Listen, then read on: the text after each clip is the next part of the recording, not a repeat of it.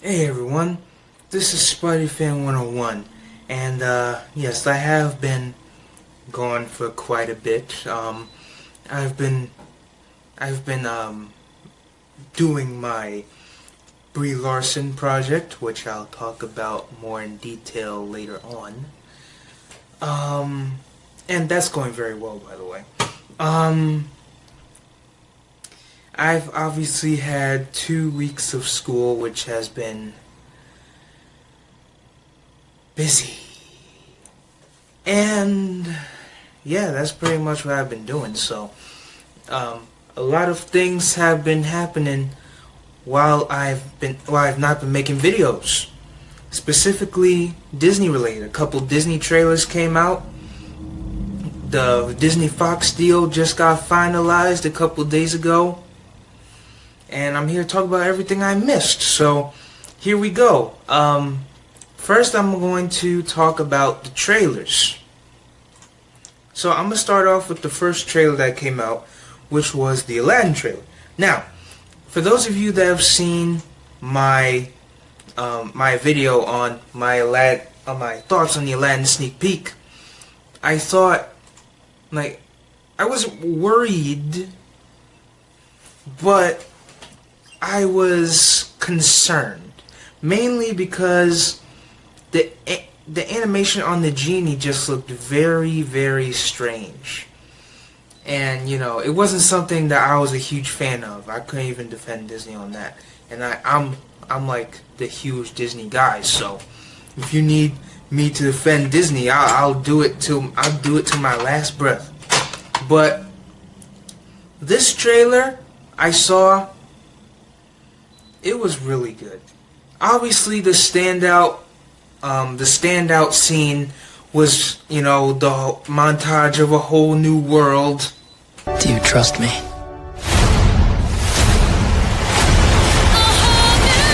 Don't you dare close your eyes. Hold your breath, it gets better. I'm like a shooting star. I've come so far. Let me share this whole new world with you. I feel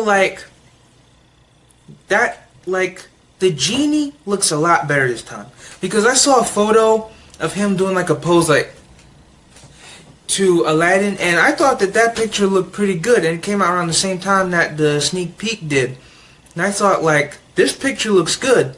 What happened in this sneak peek? So when I was looking at the trailer, I was like, okay, this is good. I like this.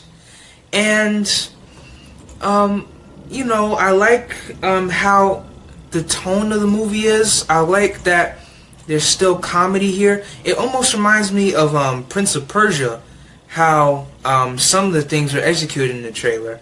And, I thought it was really good overall. The trailer really impressed me. Of course, Naomi Scott. I'm hyped over how she's going to do as Jasmine. Everything just looks great to me. I love that new trailer, and I can't wait to see the movie.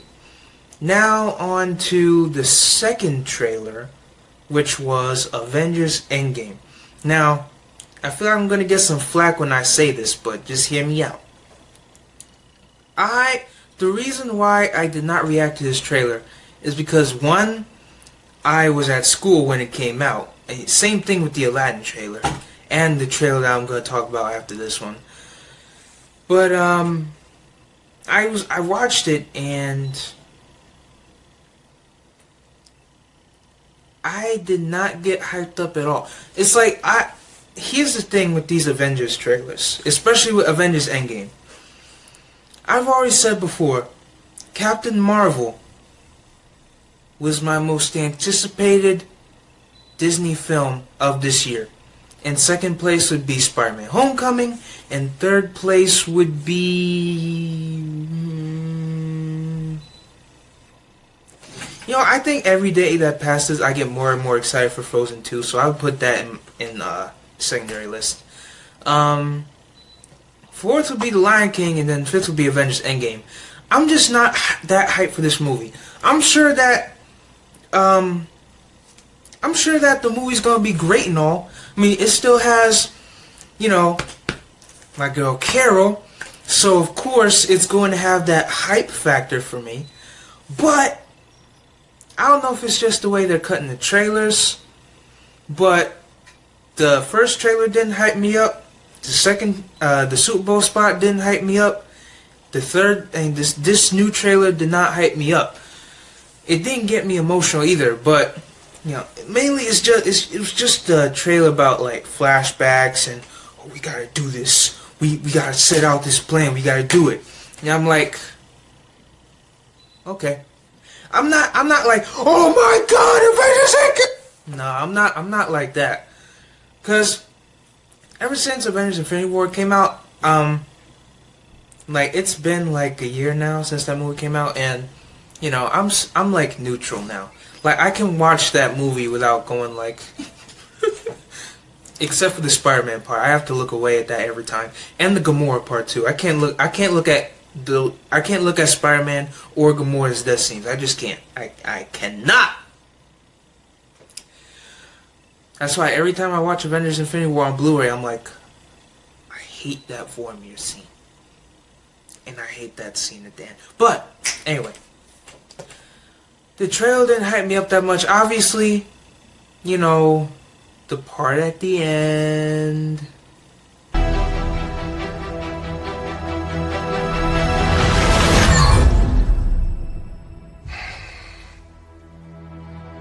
I like this one. Naturally, that part was the only part of the trailer that got me hyped up. But mainly because, you know, it's Captain Marvel. And if you guys haven't been following my YouTube page, or you haven't seen my YouTube icon or my YouTube channel art, or the last 4 videos I posted, or the project that I'm working on, or some of my social media pages, if you follow me on Facebook, or if you see my room, which you'll see in future videos, there's a new Captain Marvel poster up, and a figure of her like wearing the jacket.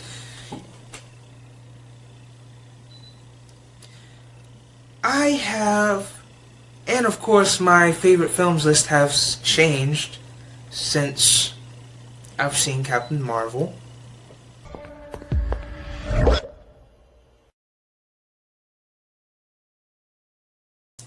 But, yeah, obviously, I love that movie. Ever since I came out with the video with my first impressions, I've seen it 3 times. That's the official count, 3 times. I'm about to see it a 4th on Tuesday. And I just love that movie. I love everything about it. I love Brie Larson's portrayal of the character, and she has become... Her portrayal of the character has become my second favorite character of all time, right next to Spider-Man.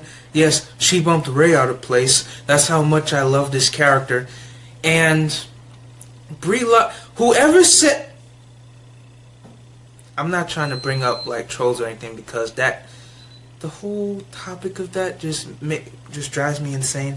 But whoever... I'm bringing up just this once. Whoever says that Brie Larson does not have the acting chops to play Captain Marvel, first of all, what are you doing with your life? What drugs are you on? Second of all, I got one word that will change your tone. Room. Look it up if you don't know what that is.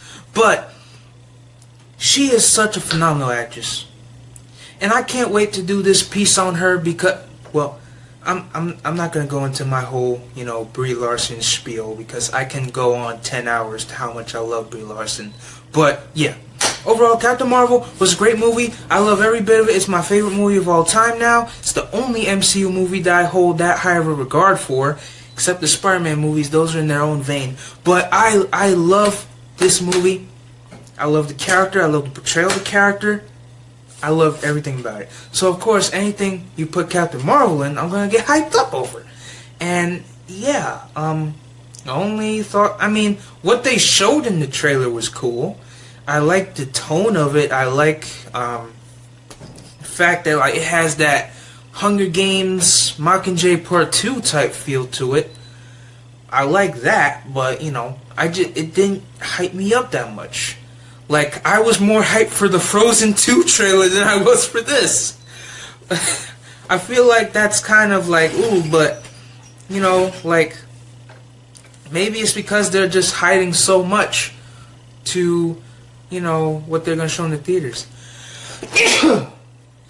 Sorry, sneeze.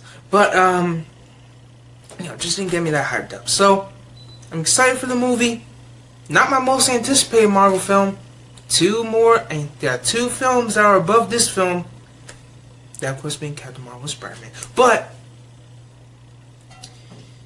I'm still looking forward to it either way. Because Marvel Studios never disappoints. Disney never disappoints. So, next I'm going to talk about the Toy Story 4 trailer. And plus, there's one more trailer I need to talk about. I forgot that it came out, but yeah. The Toy Story 4 trailer, I really like it. Ever since I was a kid, after Toy Story 3 came out, I was like, okay, they gotta make a Toy Story 4, right? They gotta make a Toy Story 4. Where's Toy Story 4? Where's Toy Story 4?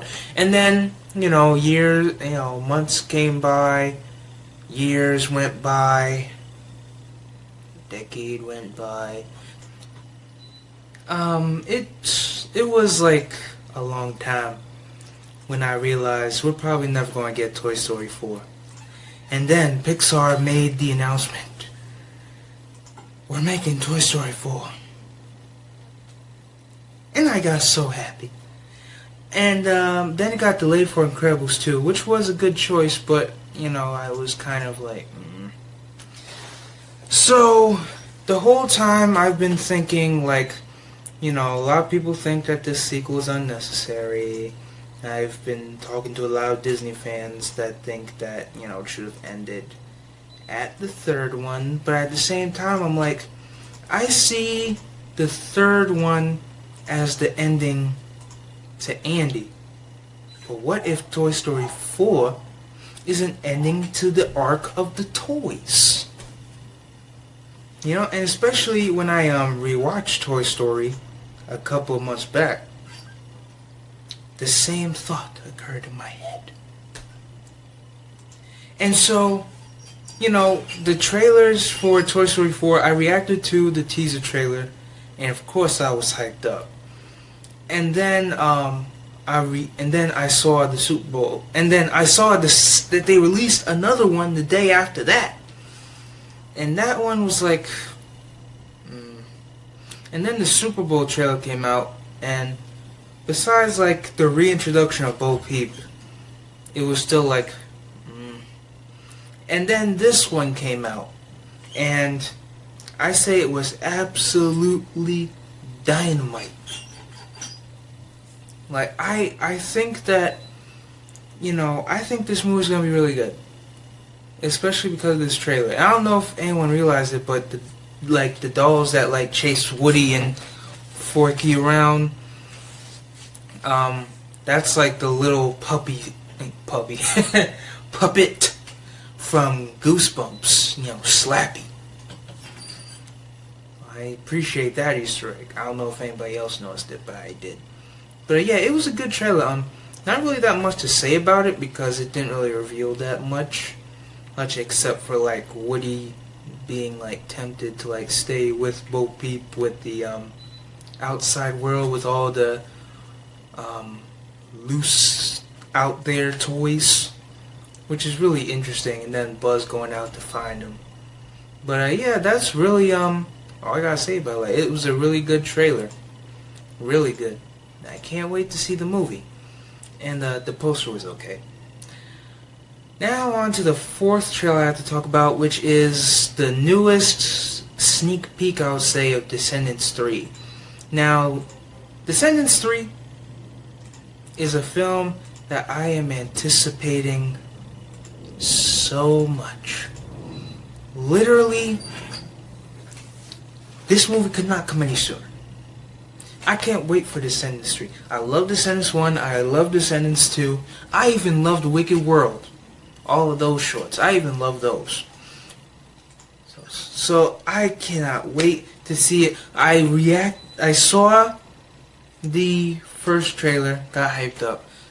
I watched Under the Sea, and if you're wondering like what's Under the Sea, like you don't have to worry about that. It was like unnecessary filler. But it still got me excited for Descendants 3. Then the real trailer came out, and I did an analysis for that trailer, and it was amazing. I got so hyped up. And now we have this, so it's basically like, it's not a scene from the movie, but it's like a video where Mal and Ben, and I think the rest of the Descendants were there too, like at the castle, and everybody's like saying, yeah, yeah, yeah. And then, like, all of a sudden, Mal just has this, like, weird dream about, like, this dark place, and there's, like, a dark castle, and then, like, she goes out of the dream, and Ben's like, hey, what happened? And then, you know, that's where it ends. It's a very vague, as a matter of fact, I'm gonna look it up right now. It's a very vague video, and everybody's like frozen and like kind of like Medusa. So what, like, I'm looking at it right now. So she's at this dark castle, and so it's like a darker, more bleak version of Eridon. I never knew how to pronounce that. But yeah, and she's looking around and she sees Ben all frozen, like in stone. And then she wakes up from this dream, like, Ben's like, hey, what's wrong? And then that's when it ends. Like, it's very vague. Don't really know what's going on in it. But at the same time, it brings up a lot of questions, like, of course, what does it mean? And honestly, I'm not trying to speculate with this movie, because this is the final one of the trilogy. And I'm just going to see what they offer, because I want to truly be surprised with this movie. I really want to be surprised with this movie, because Descendants 1 was great. Descendants 2 was even better. Now Descendants 3 is coming out, probably going to be the best out of all three of them, and I can't wait. I can't imagine a world where this film would be disappointing. Not at all. Like, I can't wait. I can't wait to see how this film turns out. Now that we're done talking about the trailers, there's one more big thing that just happened with Disney 2 days ago that I have to mention. And that is the Disney and Fox acquisition. It's complete, people. Disney now owns Fox. And this is very exciting on a number of levels, because now films like Alita Battle Angel and my personal favorite films that Fox has made, like Diary of a Wimpy Kid and Judy Moody and Not Bummer Summer. I don't like. If you're wondering what Judy Moody and the Not Bummer Summer is, it was a movie that came out in theaters around 2011, around that time, and it was live action. It was like a Diary of a Wimpy Kid, but in a sense, but it was for Judy Moody, and it was a great film that nobody saw, and I'm sad about that. But yeah, it was a good movie, and they made that. And then, of course, the Percy Jackson films, which I absolutely love. Now Disney owns that. The Maze Runner films, now Disney owns that. Like, that's not to mention Alien Predator and all that, but, you know, this is really exciting news. And it just really opens up all the possibilities for Disney. Not just for Marvel with the Fantastic Four and the X-Men and Deadpool, which is not being rebooted, which, thank God. Thank God. But, because that was my biggest worry with this acquisition. Like, are they going to reboot Deadpool? Please don't reboot Deadpool, please! But not only when it was done did they release a photo of Deadpool on a Disney bus, but they also, you know, have, like, Ryan Reynolds' Deadpool, like, an image that they released for Deadpool 1 on the Walt Disney Company website. It's like, you know, he's front and center with everybody else. It looks like right next to Mickey. And Donald Glover from Atlanta is next to Elsa, which is weird. And Carol Danvers is next to Bart Simpson and the two main characters from Avatar, and Woody's right next to those two characters from that lady and Abe Sapien from Hellboy from The Shape of Water, which is kind of weird, who was next to Rey. Like, I just think that this acquisition can bring up a lot of new possibilities for Disney, because now they have more variety. They can, and I know what you're gonna say, like, oh, they own like other companies as well where they could have made like more mature content, but not in the same vein, because Fox is on a level where if they have Fox, which now they do, they can make whatever type of content they want.